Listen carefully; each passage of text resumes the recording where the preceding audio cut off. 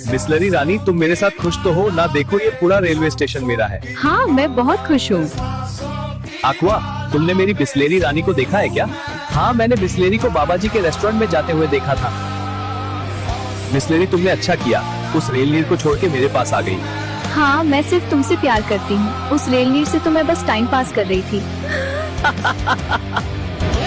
टूट जाए दिल तो दुख होता है, करके मोहब्बत किसी से ये दिल रोता है।